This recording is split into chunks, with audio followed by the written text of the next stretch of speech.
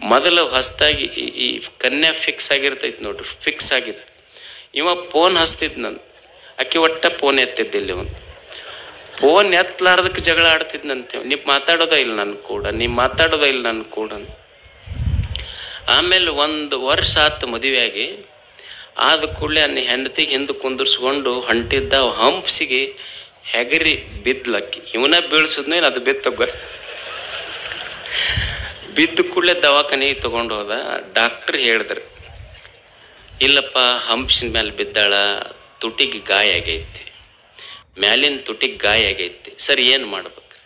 ಇಲ್ಲ, ಅದು ಮ್ಯಾಲಿನ ತುಟಿ ಹರಿದೈತಿ, ಹೊಲಿಗೆ ಹಾಕಬೇಕು ಅದಕ್ಕೆ. ಸರ್ ಕೈ ಮುಗಿತಿ, ನಿಮ್ಗೆ 2 ಕೂಡಿಸಿ ಹೊಲ್ದು ಬಿಟ್ರಿ. ಅದು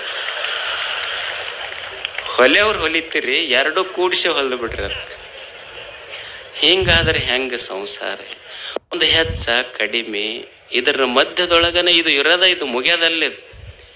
ಭಾಳ ಮಂದಿ ಬರ್ತಿರ್ತಾರೆ, ಯಪ್ಪ ಇದ್ರ ಕಾಲಾಗ ಸಾಕಾಗೈತಿ. ಯಾವಾಗ 60 ವರ್ಷಕ್ಕೆ ಇಷ್ಟು ದಿವಸ ತಿಳಿಲಿಲ್ಲ ನಿನಗೆ, ಉಳ್ದಾವ ಎಷ್ಟು ದಿವಸ ಈಗ ನಿನಗೆ?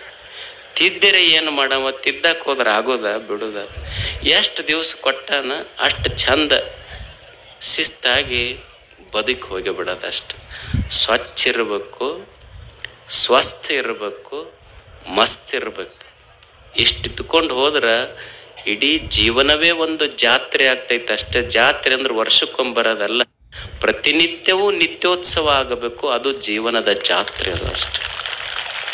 ಹಾಗೆ ಅಂಥ ಒಂದು ಸುಂದರ ಬದುಕನ್ನು ಕಟ್ಟಿಕೊಳ್ಳುವುದಕ್ಕಾಗಿಯೇ ಇಲ್ಲಿ ಹಲವು ಜನ ಯತಿಗಳು, ವಿದ್ವಾಂಸರು, ಕಲಾವಿದರು ಎಲ್ಲೆಲ್ಲಿ ಅವ್ರು ಬಂದಾರ ನೋಡ್ರಿ. ನಿಮಗೆಲ್ಲ ಭೇಟಿ ಆಗ್ಲಿಕ್ಕೆ ನಿಮ್ಮನ್ನು ನೋಡ್ಬೇಕು ಅನ್ನಿಸ್ತೈತೆ ಅವ್ರಿಗೆ. ಯಾಕಂದ್ರೆ ಇಷ್ಟು ಚಲೋ ಜನ, ಇಷ್ಟು ಲಕ್ಷ ಮಂದಿ ಕೂಡಿರಪ್ಪ. ನಿನ್ನೆ 8ರಿಂದ 10 ಲಕ್ಷ ಮಂದಿ ಕೂಡ್ಯಾರಂತಾರ.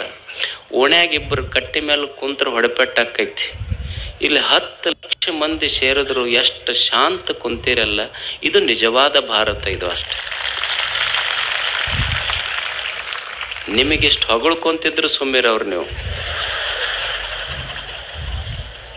ಬಸವಣ್ಣವ್ರು ಅಂತಾರೆ, ಇಷ್ಟು ಹೊತ್ತಾದರೂ ನೀವು ನೋಡಿ ಅಜ್ಜನ 2 ಮಾತು ಕೇಳಬೇಕಂತ ಕುಂತಿರಲ್ಲ. ಒಬ್ಬ ಸನ್ಯಾಸಿಗೆ, ಒಬ್ಬ ಸ್ವಾಮಿಗೆ ಇದಕ್ಕಿಂತ ದೊಡ್ಡ ಶ್ರೇಯಸ್ಸೇ ಯಾವುದೇ ಇಲ್ಲ. ಒಂದು ಮಠ ಯಾವಾಗ ದೊಡ್ಡದಾಗ್ತೈತಿ, ಆ ಮಠಕ್ಕೆ 100 ಶಾಲೆ ಕಾಲೇಜುಗಳಿದ್ರೆ ಆ ಮಠ ದೊಡ್ಡದಾಗೋದಿಲ್ಲ. ಆ ಮಠಕ್ಕೆ 100 ಎಕರೆ ಜಮೀನಿದ್ರೆ ಆ ಮಠ ದೊಡ್ಡದಾಗೋದಿಲ್ಲ. ಆ ಮಠದೊಳಗೆ ಬಂಗಾರ ಬೆಳ್ಳಿ ಸಂಪತ್ತಿದ್ರೆ ಆ ಮಠ ದೊಡ್ಡದಾಗೋದಿಲ್ಲ. ಮಠದ ಸ್ವಾಮೀಜಿ ಯಾವಾಗ ದೊಡ್ಡವರಾಗ್ತಾರಂದ್ರೆ, ನಿಮ್ಮಂಥ ಭಕ್ತರು ನನ್ನಂಥ ಒಬ್ಬ ಸಣ್ಣ ಮನುಷ್ಯನಿಗೆ ನಿಮ್ಮ ಹೃದಯದೊಳಗೆ ಜಾಗ ಕೊಟ್ಟಿರಲ್ಲ, ಅದು ಭಾಳ ದೊಡ್ಡದಷ್ಟೆ. ಇದೆಲ್ಲ ನಿಮ್ಮ ಪ್ರೇರಣೆಯಿಂದ ನಡೆದಿತ್ತು. ಇಷ್ಟು ಜನ ಇಷ್ಟು ಹೊತ್ತಾದರೂ ಶಾಂತ ರೀತಿಯಿಂದ ಮನಿ ಮರೆತು ಕುಂತೀರಿ ನೀವು. ಹೋಗಬೇಕಂತ ಲಕ್ಷ್ಯ ಬರುವಲ್ದು. ಮನಿ ಮರೆತಿಲ್ಲಿ ಕುಂತೀರಿ ನೀವು.